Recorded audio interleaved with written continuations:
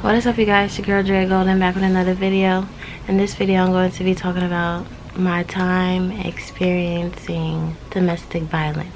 And I know this is a serious topic, that's why I didn't want to talk about it, but it happened 2 years ago, so I felt like why not. So before we get started, make sure you like, comment, subscribe, turn your post notifications on so whenever I post a video you will know.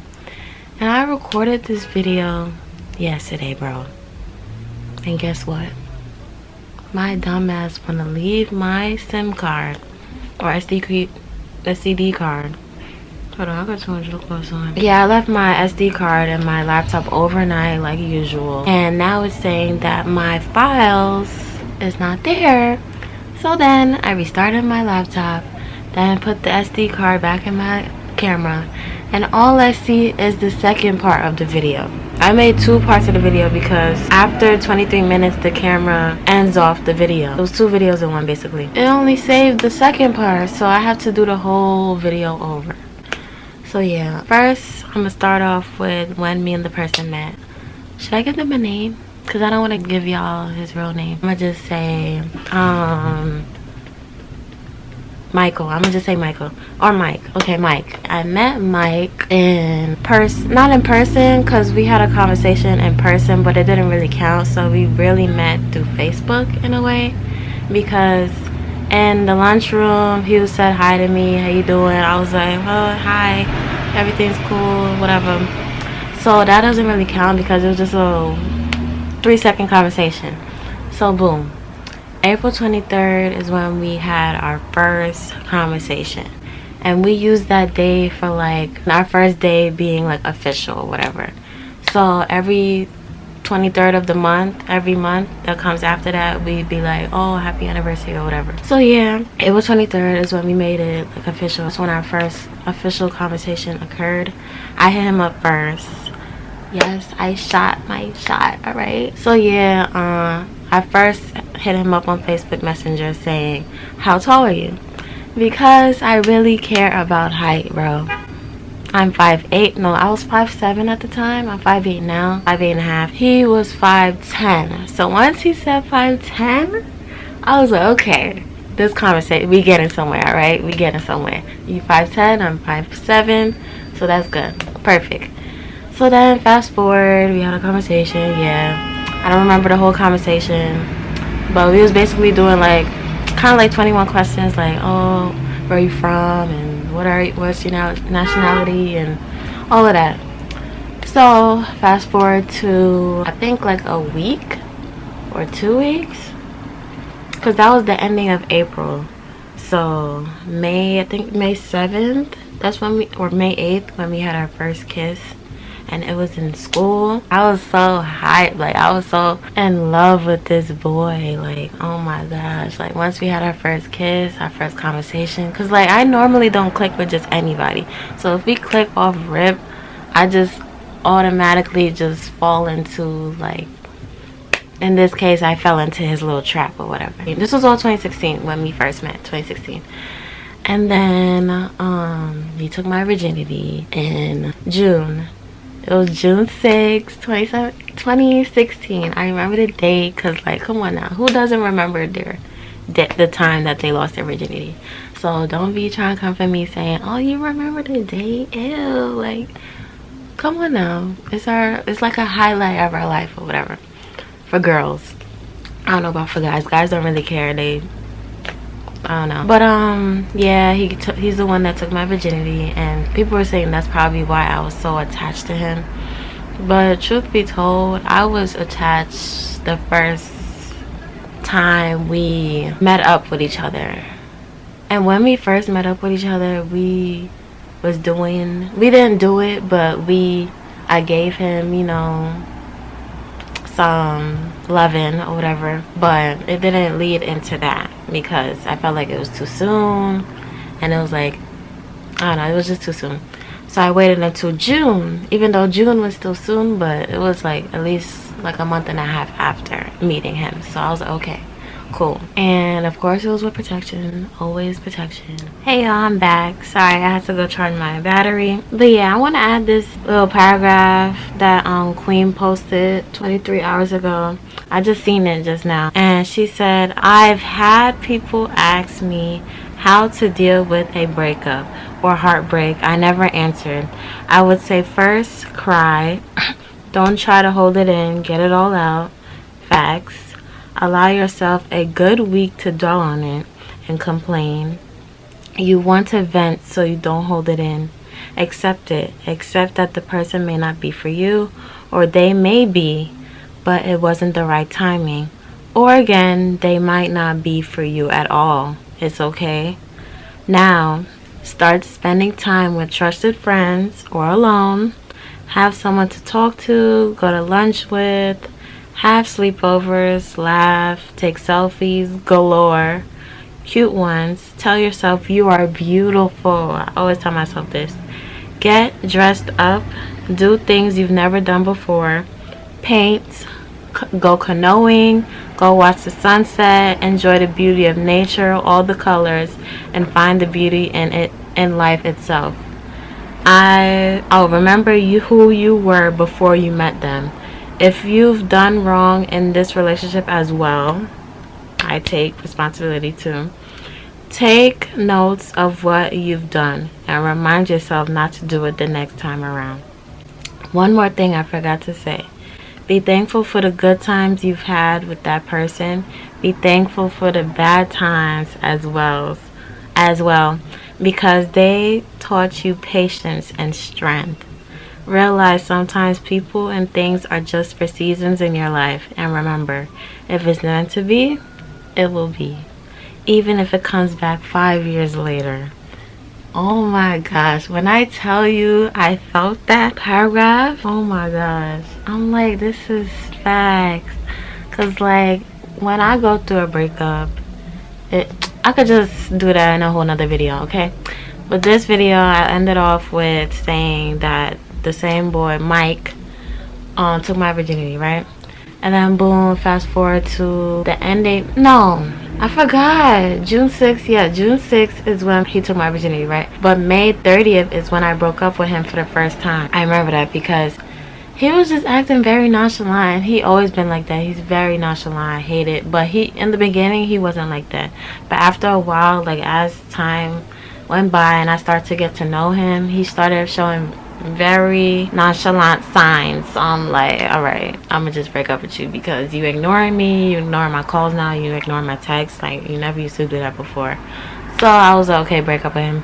And then the next day we had school, so it was super awkward and super depressing for me because seeing him, all my feelings just came back. Like, I don't think they ever left for him, but oh my gosh, seeing him, it was so hard for me to stay strong in school. Like, you ever been through like a heartbreak in school and then you try so hard not to cry in class or cry in the hallways? Like, that was me. Like, I was trying so hard not to cry when I saw him. And when we saw each other, we just walked right by each other. We didn't say anything to each other. So that even hurt me even more. Because, like, you really gonna do that to me? This is how we ended off? Like, really? We're not gonna speak anymore? So I hit him up when I went home. And I was like, I don't want us to be like this. I don't want us to be like ignoring each other and not speaking, or I just want you back, basically. So then we got back together, and then June 6th is when I went to his house and then did the nasty. It was very good. Like, that was the best.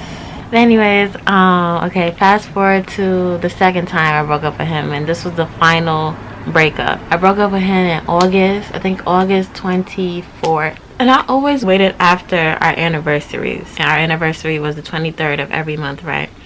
So yeah, I waited till Memorial Day, which was May 30th, 2016, to break up with him because it was after 1 month. And then August was August 23rd or August 24th when we made official 4 months minus the breakup we had. So I waited until that, and then boom, that was the last final breakup we had.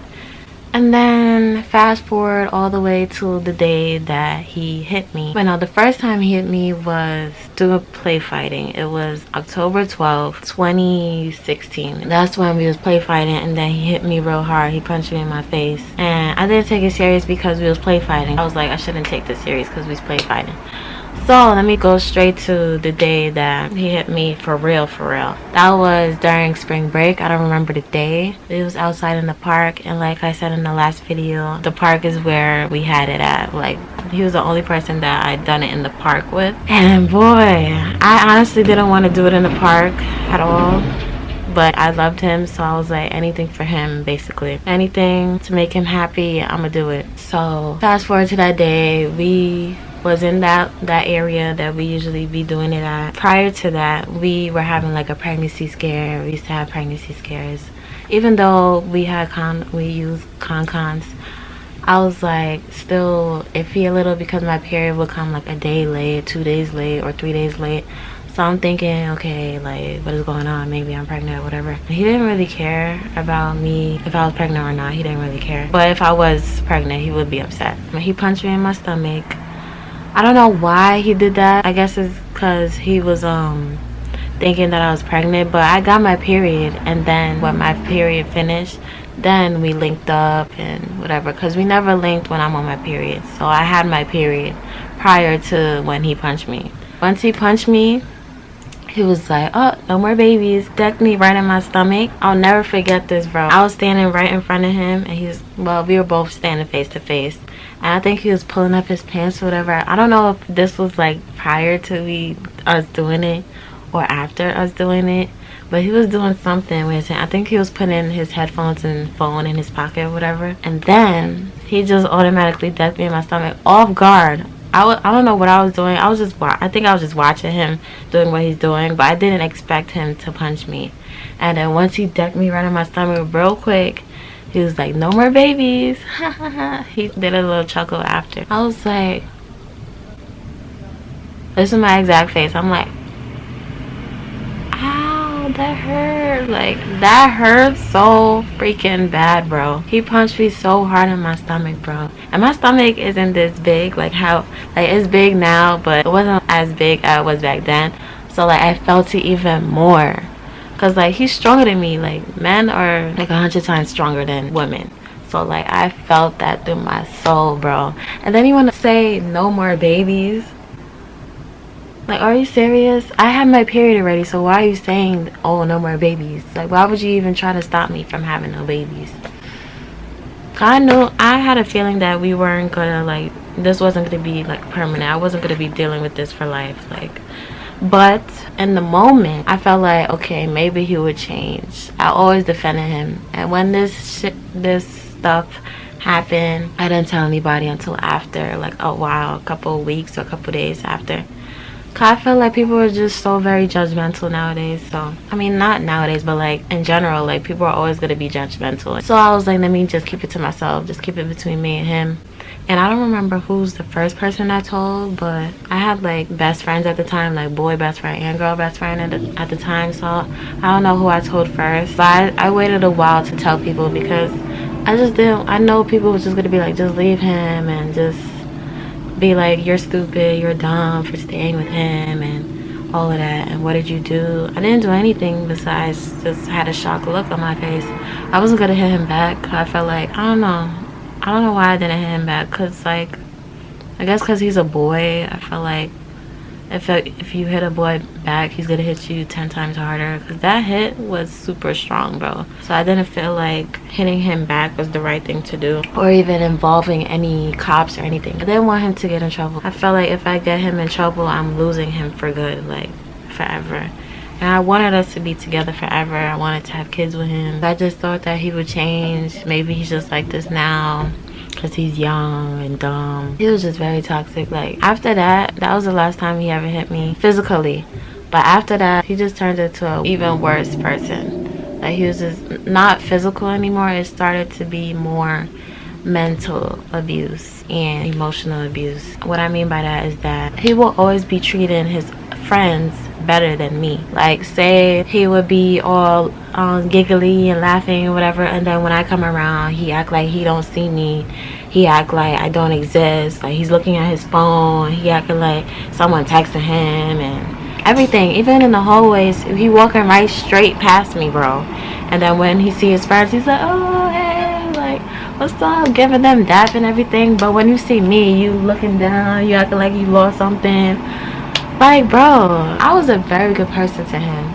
So the fact that you doing all of that extra shit, like, really, you can't even look me straight in my eyes because you don't want people to know that we are, like, at least friends. Like, you don't even want to consider me as a friend. Like, you can't even address me in public. We always spoke in private, whether it's text, whether it's face to face. We always had to be alone with each other in order for him to talk to me, because I guess he was just embarrassed of me. I don't know why. I guess because, I don't know, I guess he didn't like how I was just, I'm a very affectionate person, so I'm guessing that scared him in a way. Like, that pushed him away, me being so affectionate, because he's the complete opposite. He is not affectionate at all. But don't get me wrong, there was some days where he'll be very sweet, and like, it will catch me off guard. Like, I'll be like, who is this person? I'll be thinking, like, is he really that sweet? Like, maybe I always used to think that he was going through something personally. That's why he was acting so rude with me and disrespectful with me. But like, he was really sweet. Like, I felt like he was sweet deep down inside. Because, like, if I needed a ride home, he would take me home. If I needed money, he always needed money from me. He always asked me for money and sex. That's all. If it wasn't that, he would just ignore my calls. He would ignore my texts. All of that. And like I said before, he would just be dubbing me in public. Always communicate with me when we're alone. When we're not alone, it's just a different story. Like, oh, don't talk to me when we're in public type shit. And sometimes he's sweet. But sometimes most of the time he's very disrespectful. And like, the sweetness would make me stay more, because I felt like he could change. Maybe he has potential to change. Maybe he would change one day. Maybe I'll just stay. Maybe he's going through something. I felt like if I leave him, he's not gonna have anybody there for him, because I don't feel like he would confide in the other people. I'm not sure, maybe he would, but I don't know, because he confided in me with certain stuff. I'm not gonna say it, but certain stuff, I felt like he was hurt. Like, deep down inside, I feel like he's hurt, and that's why he was acting the way he's acting with me. Deep down inside, I feel like maybe he's really like that, or maybe he needs to experience life, and just, maybe it'll hit him one day that maybe I wasn't the one for him, but I was a really good person to him. Like, anything he wanted, I got you. If you need money, I got you. I used to save up hundreds of dollars for him, for his car, because he wanted multiple cars. He had like 3 or 4 cars. He had like 3 cars and wanted another one. So I was like, okay, cool, I'll save up for you. And I was saving up my dad's money because I didn't have a job at the time. So I was just saving up my dad's money for him. Anything he wanted, if it's gas, I got you. If you needed anything, help with the car, something wrong with the car, I got you. I'm giving you everything, because I really loved him. So I was like, anything you want, I got you. Like, you never have to worry, I got you. That's just the type of person I am. Like, if I really love you, you never have to give anything back to me. Like, I got you. I do it with all of my heart. Like, you don't have to pay me back for anything, whether it's food, whether it's gas, whether it's anything. Like, keep the money. Like, you don't have to pay me back or whatever. And even if I buy you a gift, you don't have to buy me a gift. I used to buy him gifts. No, I bought him one gift for Thanksgiving, and he didn't give me anything. He warned me. He was like, just so you know, you're not getting shit for these holidays coming up. All right. Even for my birthday, he was like, just so you know, you're not getting no gifts or anything. But he thought that just giving me, some loving is gonna satisfy me. He always think that. Like, he be like, oh, it's the D that's making you crazy like this. Like, no. When I love someone, I love real hard. I'm super affectionate, and it's not the D. It's not no D that's gonna make me crazy. Yeah, it feel good, but if I really love you, I'm staying through, regardless of what you do to me. I've been dealing with that for 2 years, bro. On and off for 2 years, dealing with him and his disrespect and the rumors. People were spreading rumors and everything, and yeah, but that's not the point. Overall, the relationship was toxic, but this video is basically about the domestic abuse. Overall, the relationship was toxic. I'm glad I'm not in that relationship no more, because it was just toxic. And he was like, oh, let's make an agreement. We just be doing a casual relationship. This is exact words, bro. This was in the park. Not the same day. It was a different day. It's like just a casual relationship. We not together. And we be able to do whatever we want behind each other's backs without no strings attached. And I was so freaking dumb. I was like, okay, cool. And I gave him like pinky swear or whatever. Or I think he gave me that for whatever. And I was like, okay. Because I was just thinking like, okay, I still get to have you in my life. So I was like, okay, cool. Because like I really loved him, bro. I'm kind of glad that the last video deleted off my camera, because I was crying when I was filming this video yesterday. Because like talking about this, it just made me break down. So I'm glad I didn't get to see me crying, because I don't want to be crying on camera. I don't want y'all to be spreading that around or whatever. Let me give y'all advice. If you're ever going through any toxic, let me say domestic violence, because that's what this video is supposed to be all about. But I went too much in detail about like the relationship or whatever. I wanted to let you guys know how everything led up to that day or whatever, and how the relationship was overall. My advice for anyone that's going through domestic violence or went through domestic violence or whatever, I would say it's kind of hard to like get out of. Thank God for me it was just a one-time thing, but you don't really get too lucky if it's happening more than once or whatever. Or if it happened once, I feel like don't be so quick to run to the police, because this is not an easy thing to like not only talk about but defend, because you know these police officers, they're so big on like evidence. So if you don't have evidence, like me, mind you, I didn't have no bruises or cuts or anything, so I don't have no evidence, so I couldn't even run to the police, because you know police are big on evidence. Like they want pictures, they want videos, they want everything. When you're in the moment, you can't really record, because you don't know that it's gonna happen unless it happened multiple times. And I didn't have no bruises or anything. I couldn't report it anyways. So yeah, and I wasn't gonna report it anyways, because I didn't want to lose him to go to jail, and I didn't want him to get upset like me snitching on him. So I just kept it to myself. If you're going through it, don't be so quick to run to the police unless you have evidence. But the perpetrator, that's gonna add more fuel to the fire, because they don't like the word no. The person that's doing the abuse, that's gonna get them even more mad. Like if you watch these type of movies about domestic violence and abuse or whatever, you're gonna see like what the restraining orders and getting the police involved does to the perpetrator. You would see like that gets them pissed off. That's gonna make them like want to like beat you even more, or maybe you might get lucky that they might just fall off from you and just move on with their life. But some of them, in most cases, that gets them even more upset. That makes the abuse happen even more. Wait a while. Don't run to the police so quick. If it happens more than once, make sure you record in and get all the evidence you need. 3, I would say you could probably tell like your closest friends. Don't tell anyone that you know is gonna snitch and run to the cops and run to everybody and spread the whole word. Find someone that you could really trust, so they could keep it in as long as you want them to, until you're ready to report it. All right, there is a way out, but in some cases there aren't, because like I said, once you tell and snitch, that's gonna get the perpetrator even more upset.